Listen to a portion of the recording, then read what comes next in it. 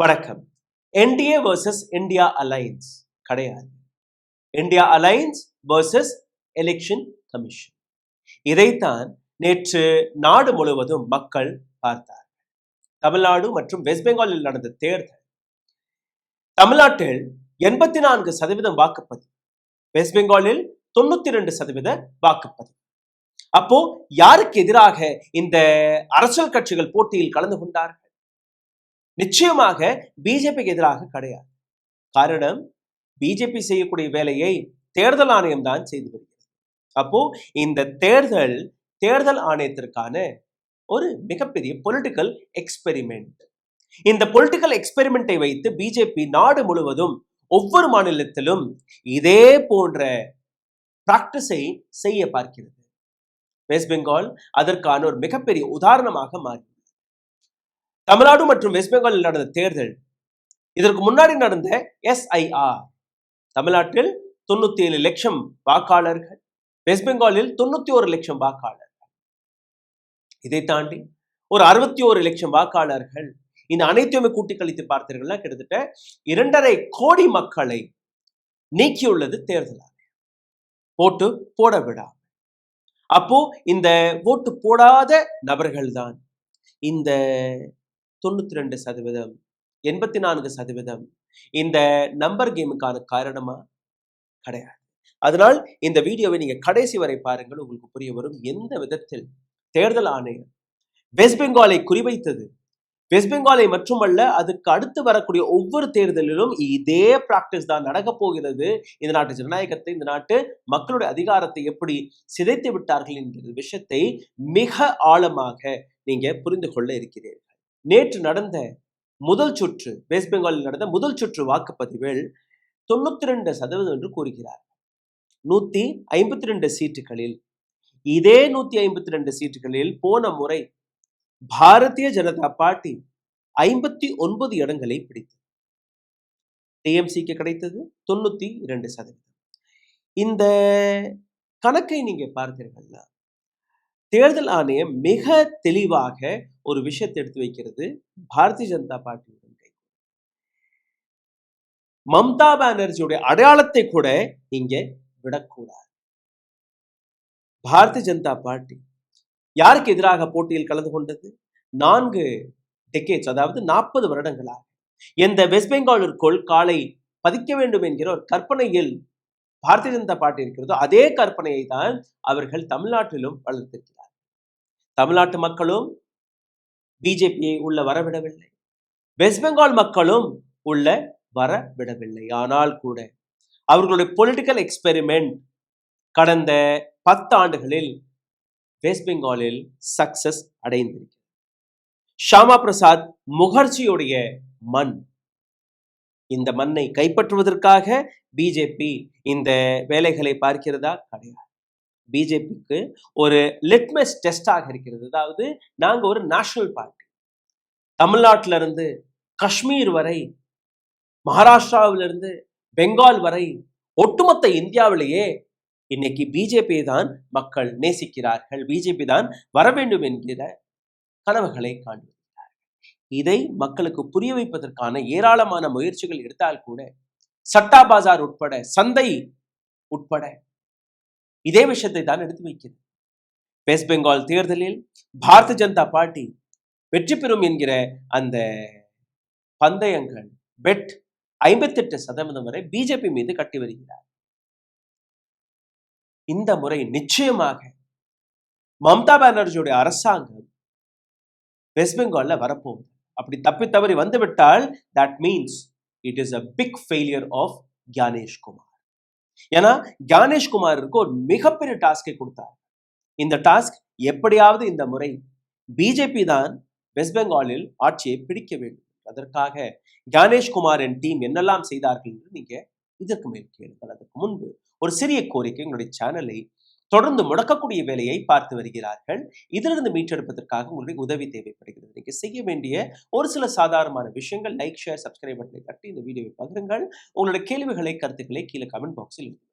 இதை தாண்டி பொருளாதார ரீதியாக எங்களை சப்போர்ட் செய்ய நினைக்கக்கூடிய நபர்கள் அருகில் இருக்கக்கூடிய QR கோடை பயன்படுத்தி உங்களால் முடிந்த உதவி நீங்க தெரிவிக்கலாம். உடல் வலிமையை உறுதி செய்யும் சிலாஜித், கவனத்தை மேம்படுத்தும் அஸ்வகந்தா மற்றும் உயிர் சக்தியை பெருக செய்யும் சஃபேடு முஸ்லி போன்ற இமயமலையின் உணவுப் பொருட்களை கொண்டு வந்து மிஸ்டர் பர்ஃபெக்ட் உருவாக்கப்பட்டுள்ளது. உங்கள் முழு குடும்பத்தின் ஆரோக்கியத்தை மா நேச்சுரல்ஸ் மூலம் உறுதி செய்திருங்கள். 100% இயற்கையான மூலிகை பொருட்கள் மூலம் உருவாக்கப்பட்ட மிஸ்டர் பர்ஃபெக்ட் மற்றும் மிஸ் பர்ஃபெக்ட் தலைமுறையாக குடும்பங்களின் உடல் வலிமை, மன வலிமை மற்றும் மகிழ்ச்சியை பெருக செய்கிறது. உங்கள் மகிழ்ச்சியான பயணத்தை துவங்க www.mannaturals.com என்ற இணையதளத்தை பார்வையிடவும் அல்லது வாட்ஸ்அப் எண்ணிலும் தொடர்பு கொள்ளலாம்.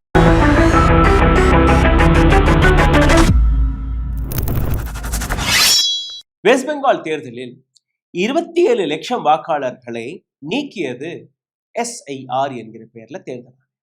அதாவது 91 லட்சம், அதுக்கப்புறம் 61 லட்சம், அதெல்லாம் விட்டுருங்க. 27 லட்சம் வாக்காளர்கள், எங்க கையில ஆதார் கார்டு இருக்கு, ரேஷன் கார்டு இருக்கு, லெஜிட்டிமேட் வோட்டர்ஸ், அவர்களையும் நீக்கியது தேர்தல். சேர்த்தது எவ்வளவு? 5 to 6 லட்சம். கடைசி நிமிடத்தில், எலெக்ஷன் வர கடைசி நிமிடத்தில் ஒரு 5 to 6 லட்சம் நபர்களை இன்னும் சேர்த்தார்கள். தேர்தல் ஆணையம் எந்த அளவில் இந்த பேட்டில் ஃபீல்டை செட் செய்தது என்று நீங்க பாருங்கள். மணிப்பூரை உதாரணத்திற்கு எடுத்துக்கொள்ளுங்கள். மணிப்பூர் கொழுந்துவிட்டு எரிந்ததை நீங்க பார்த்திருப்பீர்கள். கொலவெறியுடன் 2 சமுதாயத்தை சார்ந்த நபர்கள் அங்க நடத்திய தாண்டவத்தை இன்னைக்கு வரை நாம் பார்த்து கொண்டிருக்கிறோம். CAPF இதோடைய 290 கம்பெனிஸ்களை மட்டும்தான் அங்க மத்திய அரசாங்கம் அனுப்பியது. அதாவது 30,000 சோல்ஜர்ஸ், 30,000 சோல்ஜர்ஸ். தேர்தல் வெஸ்ட் பெங்கால்ல நடக்கும்போது எத்தனை கம்பெனிஸ்களை அனுப்பினார்கள்? 2,400 CAPF உடைய கம்பெனிஸ். அதாவது 2,40,000 செக்யூரிட்டி பர்சனல்ஸ் ஆர் இன் வெஸ்ட் பெங்கால். 8 மடங்கு, மணிப்பூரை விட 8 மடங்கு அதிகமான ஆர்மியை வெஸ்ட் பெங்கால் தேர்தலுக்காகவே அனுப்பியுள்ளது மத்திய அரசாங்கம். அப்ப சிந்தித்து பாருங்கள், எந்த அளவில் தேர்தல் ஆணையம் இந்த தேர்தலை நடத்தி வருகிறது. அதாவது துப்பாக்கி நுனையில் இந்த தேர்தலை நடத்தி இருக்கிறார் ஞானேஷ்குமார். அவரே அதற்கான அறிவித்தையும் கொடுத்திருக்கிறார். அதாவது fear free, violence free, intimidation free, inducement free and without any சாப்பா, booth jamming and source jamming. Gyaneshkumar அவர்கள் டிஎம்சிக்கு எதிராக கிடையாது, ஒட்டுமொத்த பொலிட்டிக்கல் பார்ட்டிஸ்க்கு எதிராகவே ஒரு ஸ்டேட்மெண்ட்டை கொடுத்ததாக உங்களையும் என்னையும் நம்ப கூறி வருகிறார். இது மட்டுமல்ல, தேர்தல் ஆணையம் மோட்டர் பைக்ல யாருமே நடமாடக்கூடாது, முக்கியமாக இரவில் போகக்கூடாது. பில்லியன் ரைடிங், பகல் நேரத்தில் நீங்க மட்டும்தான் அப்படி போனீங்கன்னா தனியா நீங்க பைக் கொண்டுட்டு போங்க, பின்னாடி யாரும் உட்காரக்கூடாது. இது மட்டுமல்ல, 500க்கும் மேற்பட்ட டிஎம்சி ஒர்க்கர்ஸ்களை தேர்தல் ஆணையம் கைது செய்வதற்கான ஒரு உத்தரவையும் போட்டது. இதையும் தாண்டி டூரிஸ்ட்கள், சுற்றுலா பயணிகள், அவர்களும் வெளியேற வேண்டும் என்கிற இந்த கட்டாயம் அனைத்துமே தேர்தல் ஆணையத்துடைய ப்ரிப்பரேஷன். ஃப்ரீ அண்ட் ஃபேர் தேர்தல் நடத்துவதற்காகவா அல்ல வேற ஏதோ ஒரு சதி? இப்போ மம்தா பானர்ஜியும் ஒரு சில ஸ்டேட்மெண்ட்களை கொடுத்திருக்கிறார். அதை வைத்து பல்வேறு நபர்கள் தீதி சரண்டர் ஆகிவிட்டார், அல்ல ஒரு சில நபர்கள் சரண்டர் கிடையாது, இது பாஜக மற்றும் தேர்தல் ஆணையத்தில் கிடைக்கக்கூடிய கடைசி வார்னிங் என்றும் எடுத்து காட்டுகிறார்கள். பெங்கால் எந்த பொய்யை வைத்து இந்த தேர்தலை பார்த்து வருகிறதோ அதையும் நீங்க பார்க்க வேண்டும். பிஜேபி 5,000 ரூபாய் மாதந்தோறும் ஜேர்னலிஸ்ட்களுக்கு, பத்திரிகையாளர்களுக்கு வழங்குமா அப்படி இந்த ஸ்டேட்டில் பிஜேபியோட ஆட்சி வந்துவிட்டார். பிஜேபி 3,000 ரூபாய் பெண்களுக்கு, பெங்கால் பெண்கள் அவர்களுக்கு நீங்க வாக்கு போட்டீர்கள்னா உங்களுக்கு 3,000 ரூபாய் கிடைக்கும் என்று கூறியிருக்கிறார்கள். இது மட்டுமல்ல, மட்டன் மஸ்ஜித் மங்கள் சூத்ர இந்த ஸ்டைலும் வெஸ்ட் பெங்காலில் நன்றாகவே ஒலித்திருக்கிறது. ஒட்டுமொத்த இந்தியாவில் எந்த பிஜேபி தன்னை வெஜிடேரியன் பார்ட்டியாக எடுத்து காட்டுகிறது, உத்தரப்பிரதேஷாக இருக்கட்டும், பீகாராக இருக்கட்டும், டெல்லியாக இருக்கட்டும், செவ்வாய்க்கிழமை என்று யாருமே நான்வெஜ் சாப்பிடக்கூடாது என்கிற பல்வேறு விஷயங்கள் எடுத்து வைக்கிறார்களோ, இதே நபர்கள் மாமிசத்தையும் சாப்பிட்டு கையில் மீனையும் வைத்து பிரச்சாரத்தை நடத்தி வந்தார்கள். மம்தா பானர்ஜியுடைய எக்கனாமிக் ட்ரூத்தை பற்றியும் நாம் பார்க்க வேண்டும். எந்த அளவில் SIR தேர்தல் ஆணையம் வழியாக, எலெக்ஷன் கமிஷன் வழியாக ஒட்டுமொத்த வெஸ்ட் பெங்காலுடைய தலையெழுத்தை இரட்டி போட்டு விட்டதோ, இந்த விஷயத்தை பார்த்து டெமோக்ரஸியை பார்த்து யாருமே பேசவில்லை. அதாவது தேர்தல் ஆணையம் டெமோக்ரஸியை, ஜனநாயகத்தை காப்பாற்றுவார்கள் என்று பேசவில்லை. ஆனால் தேர்தல் ஆணையத்துடைய ஆட்டோக்ரஸியை, சர்வாதிகார விதத்தை பேசி வருகிறார்கள். 92% வாக்குப்பதிவு எப்படி ஆனது? பிஜேபியை சார்ந்த ஏராளமான வேட்பாளர்களை அங்க இருக்கக்கூடிய மக்கள் விரட்டியடித்த காட்சிகளும் சோசியல் மீடியாவில் வெளிவர தொடங்கிவிட்டது. பிஜேபி டிஎம்சி லீடர்ஸ் ஏவிவிட்ட இந்த தாக்குதல், அதே நேரத்தில் பிஜேபி மீதும் டிஎம்சி இதே போன்ற அலிகேஷன்ஸ்களை எடுத்து வைக்கிறார்கள். voting means big change is coming in Bengal. இதைத்தான் பிஜேபி எடுத்து வைக்கிறது. இந்த அளவில் ஓட்டு பதிவானதே எங்களுடைய ஆட்சி வருவதற்காக மட்டும்தான்.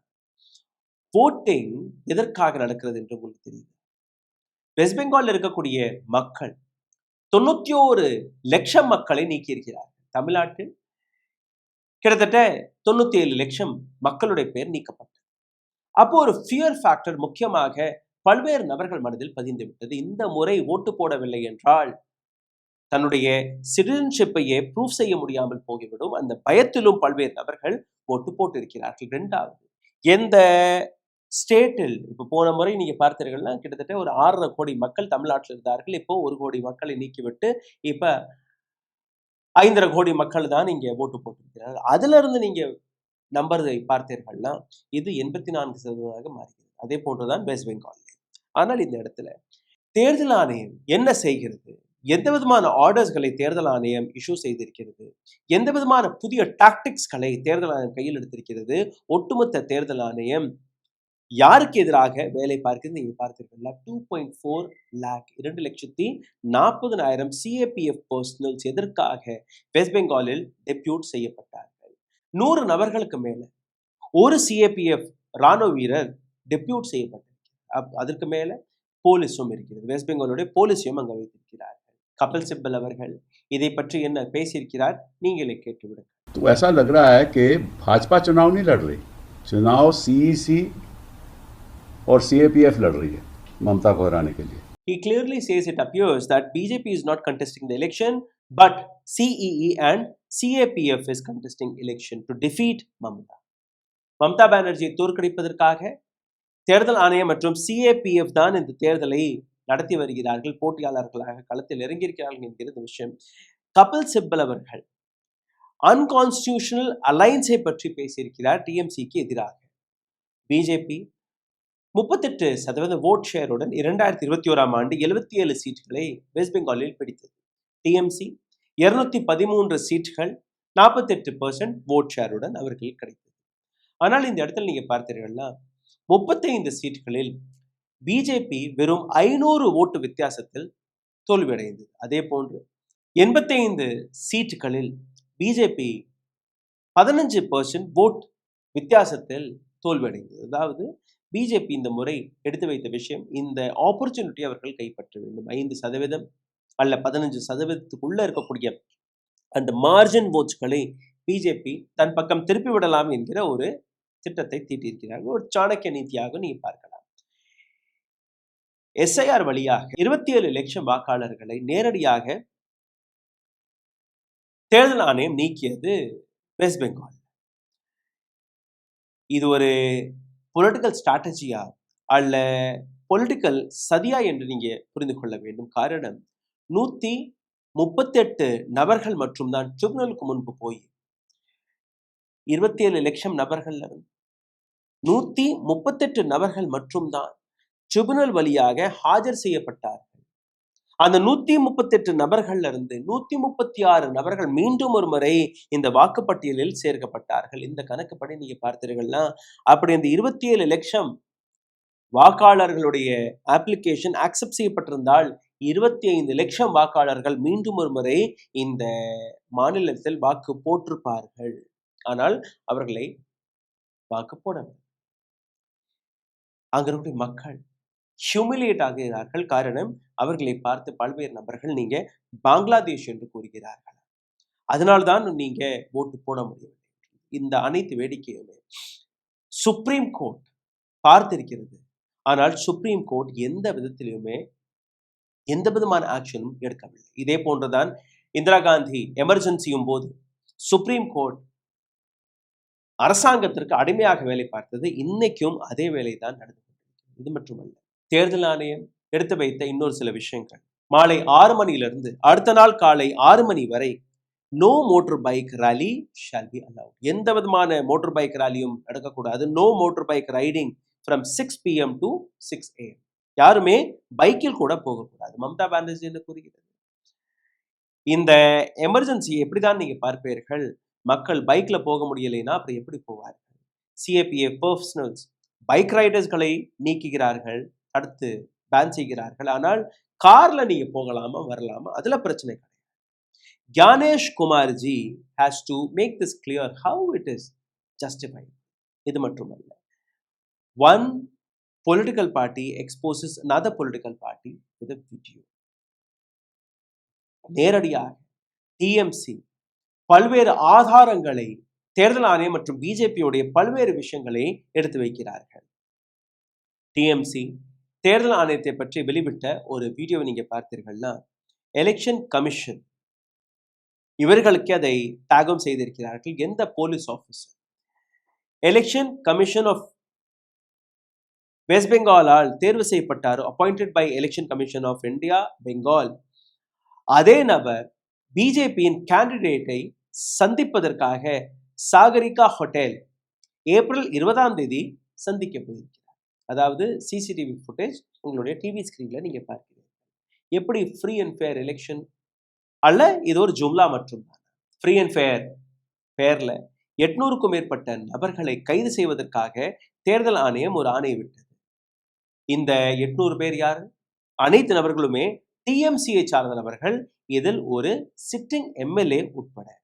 கால்கட்டா ஹைகோர்ட்ல இவர்கள் எல்லாம் சேலஞ்ச் செய்து கால்கட்டா ஹைகோர்ட் இந்த அப்பீலை கேட்டு இந்த ஆர்டரை கேன்சல் செய்ய வைத்தது. அதாவது பிஜேபி சார்ந்த நபர்கள் அங்க கலவரங்களை தூண்ட மாட்டார்களாம், இந்த 800 நபர்களும் கலவரத்தை தூண்டுவார்களாம். 21ஆம் தேதி இதையும் மீறி 12 நபர்களை, டிஎம்சியை சார்ந்த 12 நபர்களை கால்கட்டா போலீஸ் கைதும் செய்திருக்கிறது தேர்தல் ஆணையத்துடைய இந்த உத்தரவுப்படி. தீகா, தேஸ்பூர், உதய்பூர், ஷங்கர்பூர் இந்த இடங்களில் இருக்கக்கூடிய டூரிஸ்ட்களை, சுற்றுலா பயணிகளை போலீஸை வைத்து விரட்டி இருக்கிறார். யாருமே ஹோட்டல்களில் அந்த டிஸ்ட்ரிக்டை சார்ந்த நபர் தங்கக்கூடாது என்கிற ஒரு கட்டாயம். 23 ஆபீசர்கள் தமிழ்நாடு, அஸ்ஸாம், கேரளா மற்றும் புதுச்சேரி இந்த 4 மாநிலத்திலுமே தேர்தல் ஆணையம் 23 ஆபீசர்களை மாற்றி 4 மாநிலத்தில் சேர்த்து. ஆனால் வெஸ்ட் பெங்கால்ல 483 ஆபீசர்களை மாற்றி இருக்கிறது தேர்தல் ஆணையம். அதாவது 20 மடங்கு 4 மாநிலத்தை சேர்த்து எந்த ஆபீசர்கள் நீங்க மாற்றியிருக்கிறீர்களோ அதுல இருந்து 20 மடங்கு அதிகமான ஆபீசர்களை தேர்தல் ஆணையம் வெறும் வெஸ்ட் பெங்கால்ல மட்டுமே மாற்றியுள்ளது. இது மட்டுமல்ல, எலெக்ஷன் கமிஷன் ஆஃப் இந்தியா எந்த விதத்தில் ஃப்ரீ அண்ட் ஃபேர் எலெக்ஷனை நடத்தி வருகிறார்கள் அதையும் நீங்க பார்த்து விடுங்கள். நரேந்திர மோடி அவர்கள் டாக்ஸ் பேயர்களுடைய பணத்தை வைத்து எந்த தூர்தர்ஷனை நடத்தி வருகிறார்களோ அதே மாடல் கோட் ஆஃப் கண்டக்டை எப்படி அவர் மீறி இருக்கிறார் நீங்க பாருங்கள். தமிழ்நாடு மற்றும் வெஸ்ட் பெங்கால் 2 மாநிலங்களில் நடக்கக்கூடிய தேர்தலும் போது நரேந்திர மோடி இந்த நாட்டை பற்றி பேச வரவில்லை.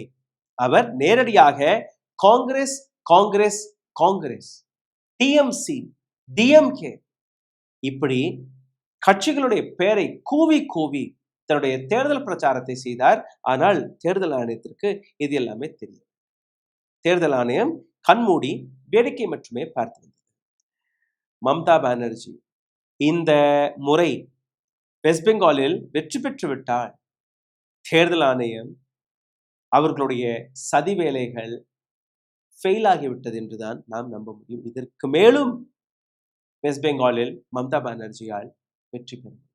இது மட்டுமல்ல, ஒரு அரசியல் கட்சி நீங்க என்ன உடுத்திக் கொள்ளணும், என்ன சாப்பிடணும், எங்க போகணும், எப்படி இருக்கணும் என்ற ஒரு விஷயத்தை எடுத்து வைக்கக்கூடிய அதே அரசியல் கட்சி உத்தரப்பிரதேசத்தில் கௌரக்ஷா, டெல்லியில் செவ்வாய்க்கிழமை என்று நீங்க வெஜிடேரியனாக மாறிவிட வேண்டும். ஒட்டுமொத்த இந்தியாவில் தன்னை வெஜிடேரியனாக எடுத்து காட்டக்கூடிய இதே அரசியல் கட்சி நாட்டில் 77% 77% இந்தியர்கள் நான் வெஜிடேரியன்ஸ் என்பதை மறந்து விடுகிறது. இதே விஷயத்தில் மம்தா பானர்ஜி ஒரு மேடையில் அப்படி பிஜேபி வெஸ்ட் பெங்கால்ல வந்து விட்டால் நீங்க மாமிசம் சாப்பிட முடியாது என்று கூறிய உடனேயே அடுத்த நாளே பிஜேபியை சார்ந்த நபர்கள் எந்த விதமான நாடகத்தை ஆடினார்கள் நீங்களே பாருங்கள். கையில் மீனை எடுத்துக்கொண்டு பிரச்சாரம் செய்வது.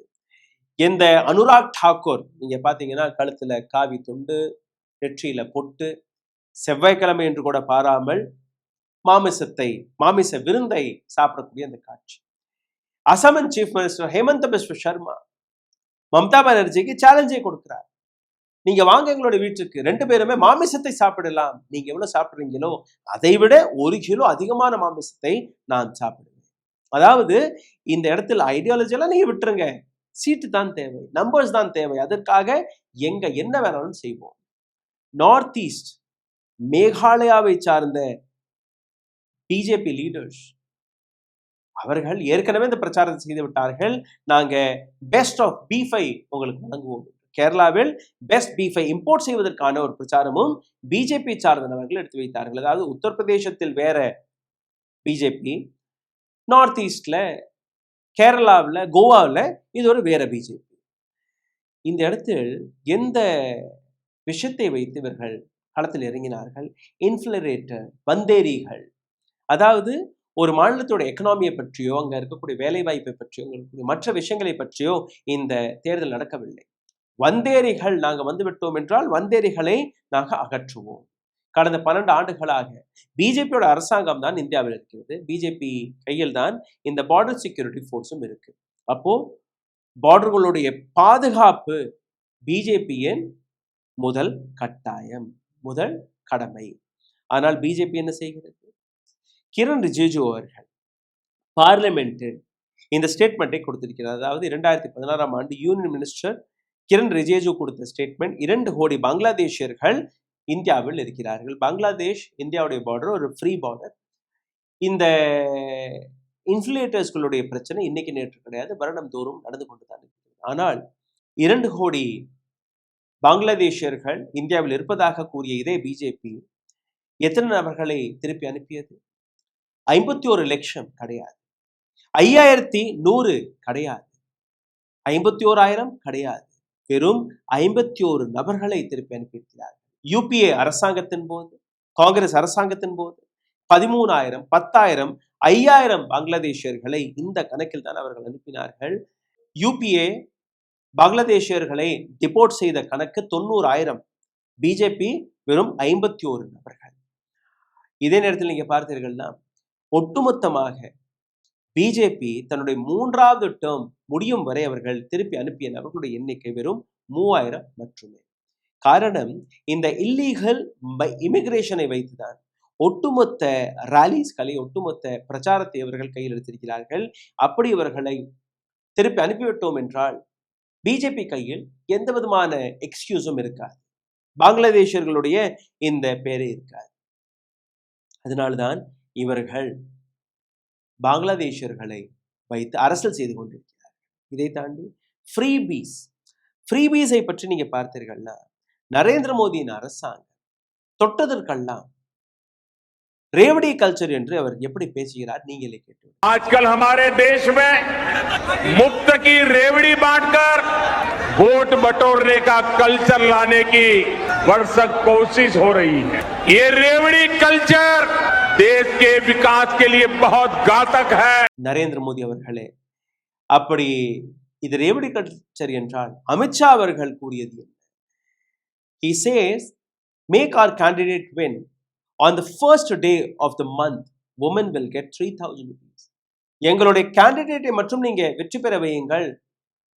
மாதம் பிறந்து முதல் நாள் பெண்களுடைய அக்கவுண்டில் 3000 ரூபாய், வேலையில்லா பட்டதாரிகளுடைய அக்கவுண்டிற்கு 3000 ரூபாய் கிடைக்கும், கர்ப்பிணி பெண்களுக்கு 21,000 ரூபாய் கிடைக்கும்.